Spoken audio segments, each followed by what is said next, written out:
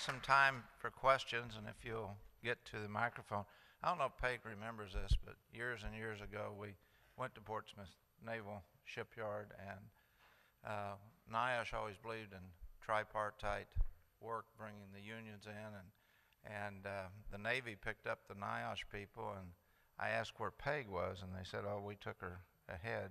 I don't know if you remember, you were sitting at the guardhouse as we drove through.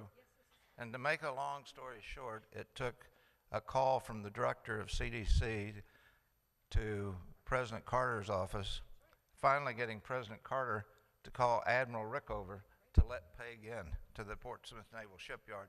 And there was like 2 foot of snow on the ground that day. I remember seeing her sitting in that guardhouse, and I thought, oh, crap. But anyhow, let's go to the first question. Arthur? One of the things that I've been involved with on a number of occasions is actually criminal cases pursued by the Department of Justice, the EPA lawyers there, against illegal removal. And I was wondering if you might comment a little further, you know, given the situation with the hotel in Washington and some of the activities that Mark was talking about with the school system, you know, why hasn't there been a more active pursuit of criminal charges against the people that are perpetrating this, you know, in this day and age when we certainly know that we're dealing with a hazardous material? One of the reasons in the occupational setting under OSHA, if you're talking about worker exposures, under OSHA, there is no criminal prosecution possible unless a worker is killed and there's a willful violation. So when you have exposures such as we heard about today, there's no provision of the law under OSHA that would allow that. So most of the criminal prosecutions that take place in the Department of Justice that deal with worker exposures are under the Clean Air Act, or possibly under maybe under RCRA or maybe TSCA.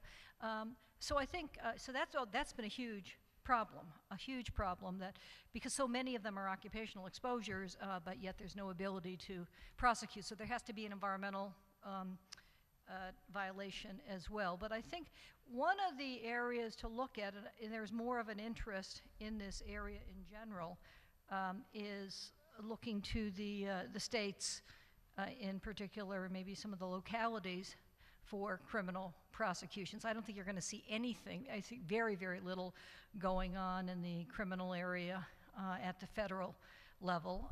And you know, obviously, if you're wiping out or crippling the inspection forces of these agencies and cutting the budgets, you know, you're not going to have the investigations that are done in a way to actually even support a criminal prosecution. So I would think that looking to some of the states and localities to pursue these in a more aggressive way would be where I might be looking. So, any of the other panel members have any comments? Any other questions, please? Please state your name when you come up. I forgot to ask Arthur Frank. That was Dr. Arthur Frank. Celeste?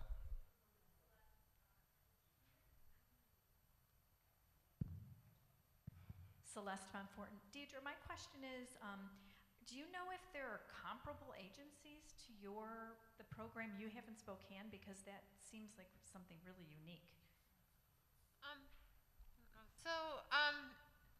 Our state, when they took on the Clean Air Act, and California is like this too, and I'm not and I think that there were some in Oregon. I'm not familiar with the other states, but it's just that that's how it got organized.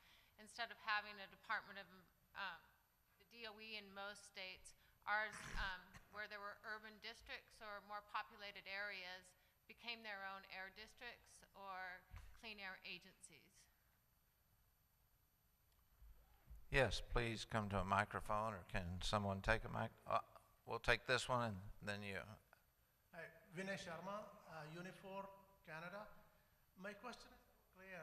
Regarding the South African workers not reporting or reporting very low, what role does the perception play that most of the workers in townships either presume or perception is there that they may have TB, and that might be stopping them from reporting work-related illnesses.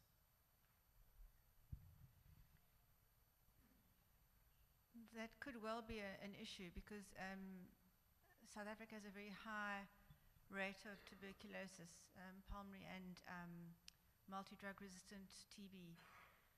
And I think that something like a mesothelioma might get lost in that diagnosis because I think it would suppress some of the symptoms in its acute form. But I think that the issue is that it would be, in the townships specifically, would be more environmental exposure than occupational.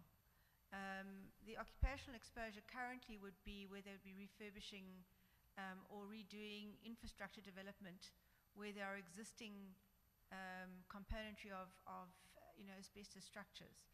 So if one had to look specifically, for example, at state assets, in other words, every single building that the state owns, and the majority of them are older than 20 years old. The duty would be that the state then would have to comply with the asbestos regulations, which would mean that they would have to have the industrial hygienists do surveys of the quantity and the condition of all of the asbestos, or to do a survey if there is asbestos in existence in that structure, which doesn't happen. And that's what happens when we see we'll go and do a project, and it might be a school, which we had not so long ago, a couple of years ago. We were doing a refurbishment of a junior school in quite a poor area. And again, the level of contractor that they bring onto that particular contract is relatively poor. And the challenge would be the removal of the asbestos safely and without risk to the children who are still using the school and the teachers and the local community. In that particular case, on that project, we actually had, we made sure that the contractor or the client followed the rules. South African law works very much in the case of that the client is ultimately responsible, not necessarily the contractor. The contractor is an employer, but he has to follow, the client, in this particular case would be the Department of Education, is actually ultimately responsible for the work that will be done. So we have a kind of a combination of issues which are actually would roll out in that particular type of format. So I hope I've answered your question. I think we had a question by our colleague from Portugal. Yes, Carmen from Portugal. State your name just for the record, so we're recording this. Carmen from Portugal. We have a big problem in Portugal about the removal workers and the removal working issues because we don't have a licensee or any certification for the work. So the work of removal asbestos are doing without any criteria.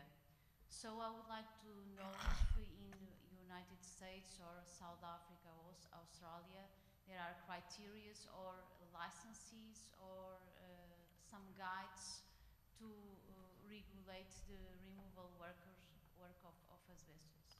Maybe I'll let Michael speak first, since from Australia's perspective, and then we'll go around the panel. For commercial and industrial, there is licensing, but not for domestic. So people, in terms of do-it-yourself renovations, can remove asbestos, and that's a weak link. But in terms of buildings and commercial properties, you're required to be licensed. Mark or Peg, do you have comments? Okay. Yeah, actually, starting with our AHERA law in 1986 for schools, we actually developed a pretty strict certification system. So workers are 32 hours of training that's very well defined, including hands-on practice. Supervisors have 40 hours of training. Inspectors have to be trained. People that oversee the school management plans and people that design abatement projects are all certified, and then have to have ongoing continuing education, and then there's oversight from agencies at the state and federal level of those folks. And so I think that system has actually worked pretty well. It was expanded to cover more types of buildings, other schools in the early 90s, and I think that's a real strength of our program, as long as it's enforced and contractors follow it. Right. And I would say that one of the things that that one of the reasons those certification requirements came about were because of the unions, I mean, clearly, and it was both public sector, but was also the construction unions who, I guess back in the Do you have any 80s, comment? decided that one of the ways that they could be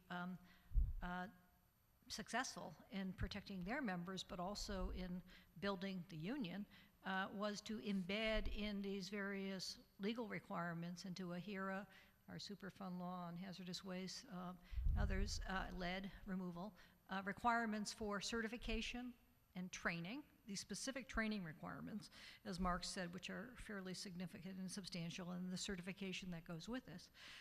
And then with that, the unions then, through their apprenticeship programs, providing this training.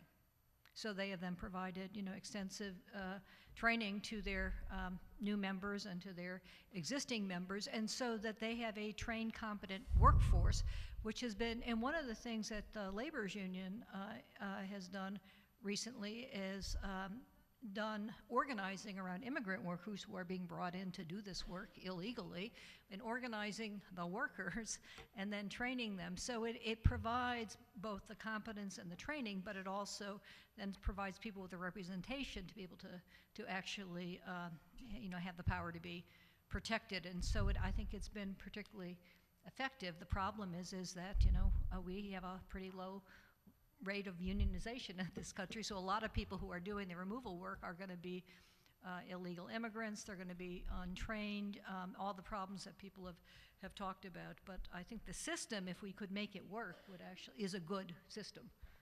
Our last comments from Dr. Deacon from South Africa. I think one of the issues I wanted to touch on was the medical surveillance program, because I think that's critical to part of the process.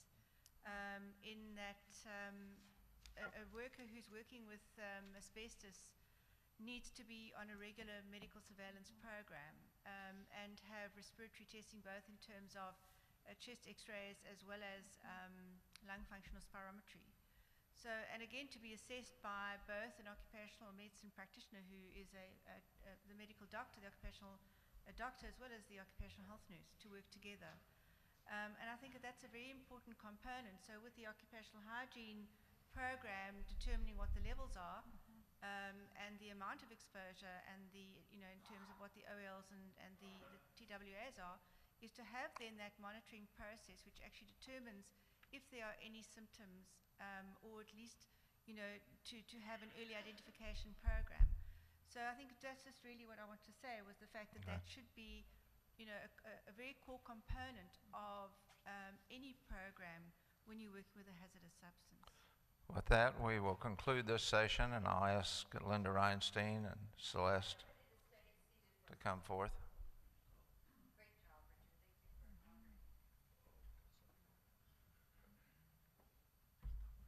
So we were going to do this at the end of the conference, and these were amazing presentations, but we talk about what can we do.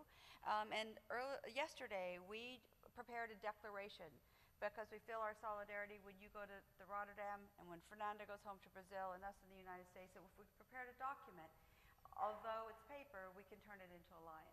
So with that, Celeste is going to read it. And what's been done in Helsinki, it's just if you object, you raise your hand. But we know we're in amongst a group of friends, but we certainly respect your decision. But if you will object at the end, we will take you off. If not, we'll assume that everyone here would like to sign out. And Celeste is going to read that. And also Earl Daughter has posters for sale, or actually for donation, and it comes with a tube, and they're a work of art, and I believe they're signed. So, Celeste, will you read, please? As attendees at the 13th Annual International Asbestos Awareness and Prevention Conference, we call for global attention to the extraordinary toll of asbestos-related disease on families and communities. We urge government officials, faith leaders, the scientists and health practitioners, trade unionists, business groups, employers, workers, and the public to join in our call for the following: institute a global ban on asbestos in all its forms. Defend and support the individuals and organizations across the globe who are campaigning for asbestos bans in their localities, states, nations, and regions. Support the efforts by the Brazilian Senate to implement a national ban on asbestos. Ensure the Rotterdam Convention meeting, which will take place on April 24th through May 5th, includes chrysotile asbestos on the prior informed consent list. Demand proper training and health protections for workers who are encountering, removing, disposing, or handling in any other way asbestos-containing materials. Increase government oversight of potential exposure to asbestos and enforcement of asbestos laws and protections. Safeguard individuals who are involved in recovery and cleanup operations following tornadoes, hurricanes, and other natural disasters from exposure to asbestos. Integrate information on the danger of asbestos in science and health classes for school children. Institute reforms so that compensation is swiftly provided for individuals who develop asbestos-related disease. We make this declaration on April 8, 2017, upon the conclusion of Global Asbestos Awareness Week. Thank you, Celeste. So that was a community draft. I think it addresses a lot of issues, and we know that we have some of our key speakers at the panel and also yet to speak that have flights to catch. So that's, we're sort of stepping it up here. So with that being said, everybody has heard it. Does anyone have any objections, or shall we include you all on the declaration that will be shared and you can use it within your state and country?